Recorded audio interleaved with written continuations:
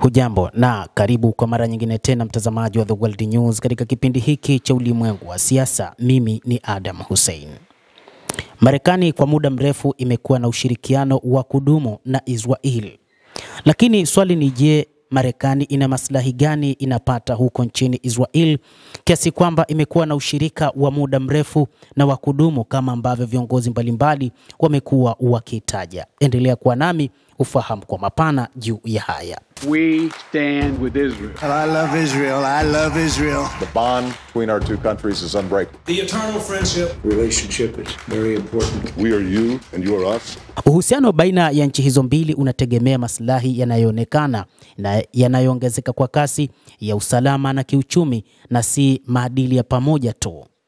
Katika mjadala wa mwisho wa urais wa msimu wa kampeni wa mwaka 2012, Rais Barack Obama na Gavana Mitt Romney walitaja Israel mara 30 katika hotuba, zaidi ya nchi nyingine yoyote. Wagombea wote wawili waliita taifa la Kiyahudi rafiki wa kweli na kuahidi kusimama nalo katika hali ngumu na mbaya.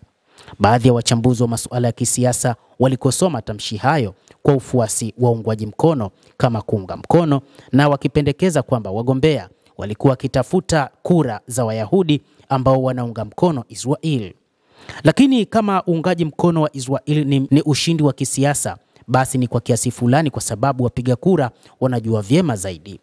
Muungano wa Marekani na Israel sasa unachangia zaidi kuliko hapo awali katika usalama wa Marekani, kwani ushirikiano wa nchi mbili katika kukabiliana na changamoto za kijeshi na zisizo za kijeshi umeongezeka katika miaka ya hivi karibuni.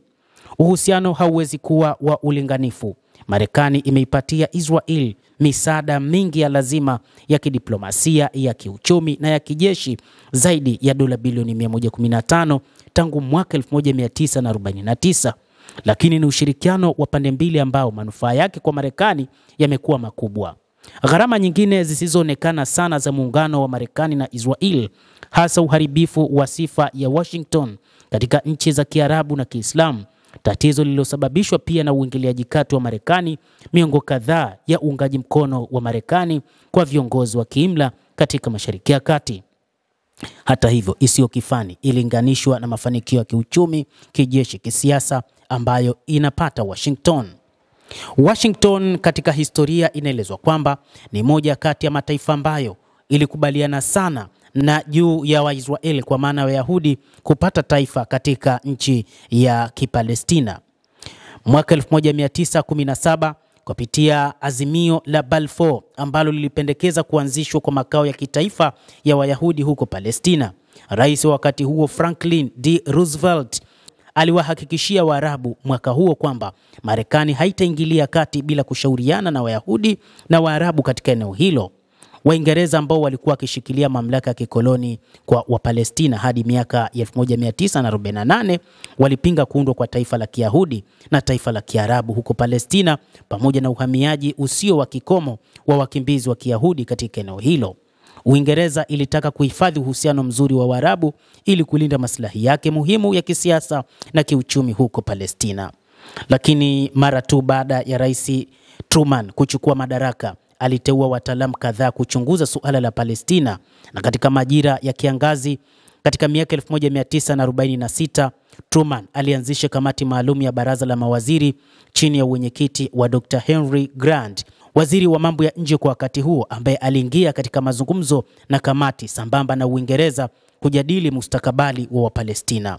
Na miaka hiyo 1946 Uingereza ilikuja kukubali juu ya kupelekwa kwa Wayahudi katika eneo hilo la Wapalestina, ambapo karibia watu 100,000 walihamishwa kutoka maeneo mbalimbali ya ulimwengu na kupelekwa nchini Israel. Lakini pia ni kutokana na kile ambacho kilitokea wakati wa utawala wa Kinazi huko nchini Ujerumani baada ya Wayahudi kuteswa kwa kiasi kikubwa.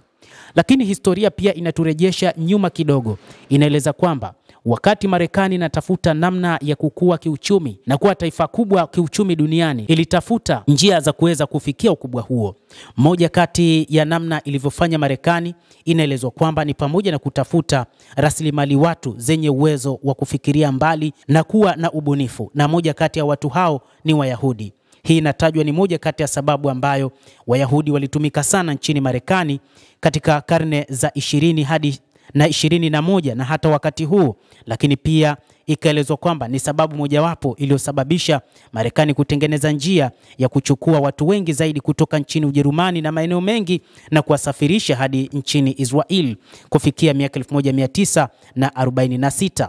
Lakini mwaka 1948 Marekani ikaingia katika ushirika wa moja kwa moja kukubali kuundwa kwa taifa la Kipalestina baada ya tume maalum ya Umoja wa Mataifa kuhusu Palestina kuchunguza swala hilo na kupendekeza kugawanywa kwa Palestina kuwa nchi ya Kiyahudi na ya Kiarabu. Hata hivyo, wengi sasa wakaja kuhoji imekuwaje hadi kuanzia kipindi hicho hadi wakati huu Marekani imekuwa ikihitaji nchi ya Israel.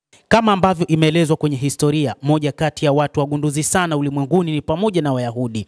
Israel imeendelea kutoa Wayahudi waliendelea kutoa msaada Marekani kukabiliana na vitisho pamoja na masuala ya usalama.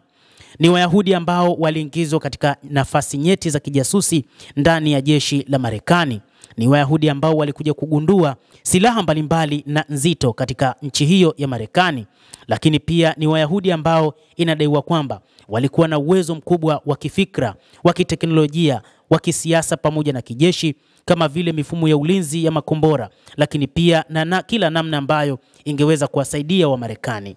Hata baada ya kuanzishwa kwa taifa lao, Marekani ikaingia mikataba ya kudumu kati yao pamoja na Waisrael kwamba itaendelea kuisaidia Israel, itakuwa na ushirika na Israel, ushirika ambao hautakoma kutokana na kwamba ilikuwa na uhitaji mkubwa kwanza kwa nguvu kazi ya Wayahudi, lakini pia kuna maslahi mengine Marekani ilikuwa ikihitaji katika maeneo mengine ya Mashariki ya Kati, na hivyo lazima iwe na eneo maalum la kuweza kuwa na uwezo wa kufanya kila namna ya kuweza kupenya na kuingia katika mataifa hayo.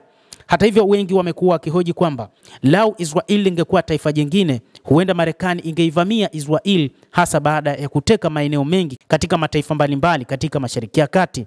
Lakini kutokana na kwamba imekuwa na maslahi muhimu, Marekani imekuwa ikishikilia sana Israel kuhakikisha inapata maslahi yake, kwa sababu ikumbukwe kwamba Marekani haiwezi kushikilia popote isipokuwa inatazama maslahi. Na hivyo ushirikiano uliopo kati ya Marekani na Israel upo katika maeneo mengi. Kwanza ni katika masuala ya kiusalama, katika masuala ya kiulinzi, katika masuala ya kiuchumi, ya kijamii na mambo mengi ambayo wote wawili wananufaika, na ndicho ambacho wakati huu Benjamin Netanyahu, waziri mkuu wa Israel, amekuwa na nguvu, kwa sababu tangu karne nyingi zilizopita Marekani ilikuwa na ushirika huo, na ni ushirika ambao kila mmoja anahitaji kunufaika. Ingawa ulimwengu umebadilika tangu wakati huo, mantiki ya kimkakati ya muungano wa Marekani na Israel bado haujabadilika. Asalia kuwa nchi yenye uzito na yenye nguvu katika eneo la Mashariki ya Kati kwa sababu ya kushikiliwa na Marekani. Lakini pia Marekani inakuwa taifa lenye nguvu na lenye kupanga mikakati kutokana na kwamba lina watu ambao inaamini ni watu wabunifu, ni watu wenye uwezo katika masuala ya mapigano, lakini pia ni watu ambao wanaweza kufanya lolote wakati wowote. Na inadaiwa kwamba hata katika makampuni makubwa ya Marekani na Israel, hata makampuni mengi makubwa yaliyoko nchini Marekani, wamiliki wake wengi inadaiwa kwamba wana asili ya Kiyahudi, na hata makampuni hayo mengi ni yale ambayo ni ya teknolojia ya hali ya juu. Wengi wanachukulia mfano wa kampuni ya Silicon Valley, na katika vituo mbalimbali vya utafiti na maendeleo ya intelijensia nchini Marekani inawategemea sana wa Israel.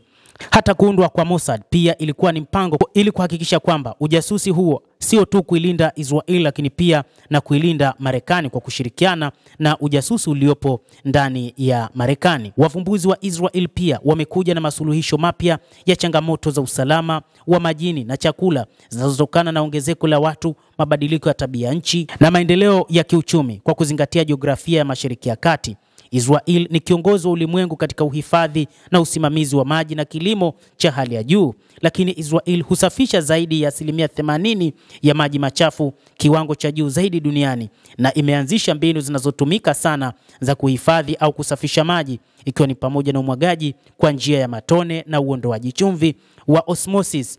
na idadi ya makampuni ya Israel ni viongozi katika maendeleo ya vyanzo vya nishati mbadala. Lakini pia Bright Source Industries kwa mfano inajenga kiwanda cha kuzalisha umeme wa jua huko California kwa kutumia teknolojia ya Israel ambayo inaongeza mara 2 kiwango cha umeme. Kwa hivyo haya yote yameifanya Marekani kuhakikisha uhusiano huu kati yao pamoja na Israel haukomi, lakini ni uhusiano ambao una maslahi. Kwa maana kuna nyakati mamlaka zilizopo ndani ya taifa la Israel zinaweza zikachukua jukumu muhimu la kuhakikisha maslahi yao hayaporomoki, huku Marekani kitazama na kuangalia tu bila kuchukua maono yoyote.